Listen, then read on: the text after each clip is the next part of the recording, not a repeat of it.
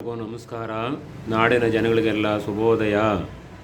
ನೀವು ಏನಪ್ಪ ಅಂದರೆ ಇವತ್ತು 27ನೇ ತಾರೀಕು ಗುರುವಾರ, 6ನೇ ತಿಂಗಳು 2024 ಗುರುವಾರ ದಿವಸ ಗುರು ರಾಘವೇಂದ್ರನ ದಿನ. ಗುರು ರಾಯರ ಒಳ್ಳೇದು ಮಾಡ್ತಾರೆ. ಹೋಗಿ ರಾಯರನ್ನು ನೋಡ್ಕೊ ಬನ್ನಿ. ಅವ್ರನ್ನು ಒಳ್ಳೇದು ಎಷ್ಟೋ ಕೆಲಸ ಮಾಡಿದ್ದಾರೆ. ಅವರು ಶುಕ್ಲಾಂ ವರದರಂ ವಿಷ್ಣುಂ ಶಶಿವರ್ಣಂ ಚತುರ್ಭುಜಂ ಪ್ರಸನ್ನವದನಂ ಧ್ಯಾಯೇ ಸರ್ವವಿಘ್ನೋಪಶಾಂತಯೇ. ಗುರುಬ್ರಹ್ಮ ಗುರುವಿಷ್ಣು ಗುರುದೇವೋ ಮಹೇಶ್ವರ ಗುರು ಸಾಕ್ಷಾತ್ ಪರಬ್ರಹ್ಮ ತಸ್ಮೈ ಶ್ರೀ ಗುರುವೇ ನಮಃ. ನೀಲಂಜನ ಸಮಾಭಾಷಂ ರವಿಪುತ್ರಂ ಯಮಾಗಜಂ ಛಾಯಾ ಮಾರ್ತಣ್ಣಂ ತಮ್ಮೈ ಶನೀಶ್ವರಂ. ತಂದೆ ಪರಮಾತ್ಮ ಶನಿರಾಜ ಶನೀಶ್ವರ. ತಂದೆ ಎಲ್ಲಿದೆಯಪ್ಪ? ಕಾಕಿವಾಹನ ಛಾಯಾಪುತ್ರ ಕಲ್ಪುರುಷ ಛಾಯಾ ಮಾರ್ತಂಡ ತಮ್ಮೈ ಶನೀಶ್ವರ ಅಂದ್ಬಿಟ್ಟು ಭಗವಂತನ ಆರಾಧನೆ ಮಾಡಿ ಪೂಜೆ ಮಾಡಿ ಎಲ್ಲ ಆಯಿತು. ಇವತ್ತು ಗುರುವಾರ ದಿವಸ ಗುರುವಿಲ್ದೇ ವಿದ್ಯೆ ಇಲ್ಲ. ಯಾವುದೇ ಕಾರಣಕ್ಕೂ ಯಾರೇ ಆಗಿರ್ಬೋದು, ಅವರೆಷ್ಟೇ ಬೆಳೆದು ದೊಡ್ಡವರಾಗಿರ್ಬೋದು, ಗುರು ಇಲ್ದೇ ವಿದ್ಯೆ ಕಲಿಯೋಕ್ಕಾಗೋದಿಲ್ಲ. ಯಾಕೆ ಅಂದರೆ ಗುರು ಇಲ್ದೇ ಸ್ಕೂಲ್ಗಳಲ್ಲೇ ಆಗಲಿ ಕಾಲೇಜುಗಳಲ್ಲೇ ಆಗಲಿ ಎಲ್ಲೇ ಆಗಲಿ ಗುರು ಇಲ್ದೇ ವಿದ್ಯೆ ಕಲಿಯೋಕ್ಕೆ ಸಾಧ್ಯನೇ ಇಲ್ಲ. ಗುರು ಬೇಕು. ಅದಕ್ಕೆ ಗುರು ರಾಘವೇಂದ್ರನ ಹೋಗ್ಬಿಟ್ಟು ಪೂಜೆ ಮಾಡಿಸ್ಕೊಬನ್ನಿ, ಎಲ್ಲರಿಗೂ ಒಳ್ಳೆಯದಾಯ್ತದೆ ಅಂತ ಹೇಳ್ತೀವಿ. ಅಷ್ಟೆಲ್ಲನೇ ಯಾಕಪ್ಪ ಅಂದರೆ ಇವತ್ತು ಗುರುವಾರ ಆಗೋ ತಲಕೆ ಗುರು ಇರಬೇಕು. ಪ್ರತಿಯೊಬ್ಬರಿಗೂ ಗುರು ಇಲ್ದೇ ಸಾಧ್ಯನೇ ಇಲ್ಲ ಅಂತ ಹೇಳ್ಬೋದು.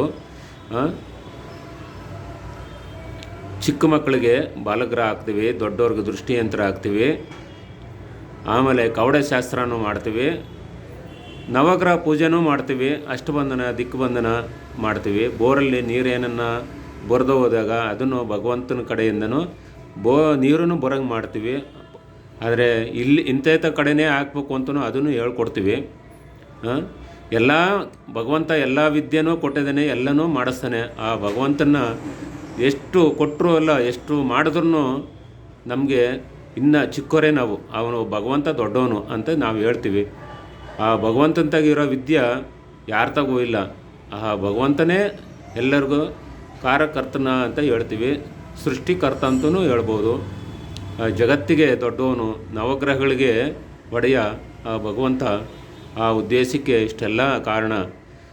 ಕೆಲವರು ಏನಪ್ಪ ನಮ್ಮ ಗ್ರಹಗತಿಗಳು ಕೆಟ್ಟವರಾದಾಗ ಹಿಂಗೆ ಆಯ್ತದಲ್ಲ ಅಂತ ನಾವು ಪಡಕ ಹೊಂದಿರೋದು ಅಹಂಕಾರ, ಆಮೇಲೆ ನಾವು ಯಾವ ಬುದ್ಧಿ ಉಪಯೋಗಿಸ್ಕೊಂತೀವಿ ಅದನ್ನೆಲ್ಲ ತಿಳ್ಕೋಬೇಕು. ನಾವು ಅಹಂಕಾರ ಪಡಬಾರ್ದು. ಅನ್ನ ಹೆಚ್ಚಿದ್ರೂ ಅಹಂಕಾರ ಆಯ್ತದೆ, ಹಣ ಹೆಚ್ಚಿದ್ರೂ ಅಹಂಕಾರ ಆಯ್ತದೆ. ಒಬ್ಬರನ್ನ ನಿಂದಿಸಿ ಮಾತಾಡಬಾರ್ದು. ಅದು ಚಿಕ್ಕವನಾಗಲಿ ದೊಡ್ಡವನಾಗಲಿ ಬಾರಪ್ಪ ಅಂತ ಕರಿಬೇಕು.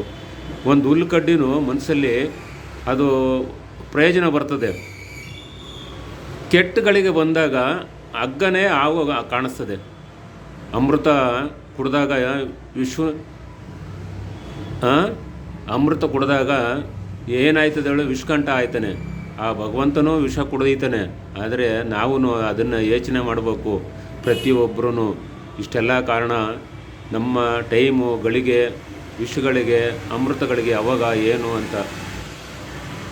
ಯಾರನ್ನು ಬಿಟ್ಟವನಲ್ಲ ಭಗವಂತ, ಯಾರನ್ನೂ ಅವ್ರ ತಂದೆ ತಾಯಿನೇ ಬಿಟ್ಟಿಲ್ಲ, ನರ್ಮನ್ಸನ್ನ ಎಲ್ಲಿ ಬಿಡ್ತಾರೆ? ದೇವತೆಗಳೇ ಬಿಟ್ಟಿಲ್ಲ. ಪ್ರತಿಯೊಬ್ಬರಿಗೂ ಕಾಡ್ತಾನೆ ಇರ್ತಾನೆ.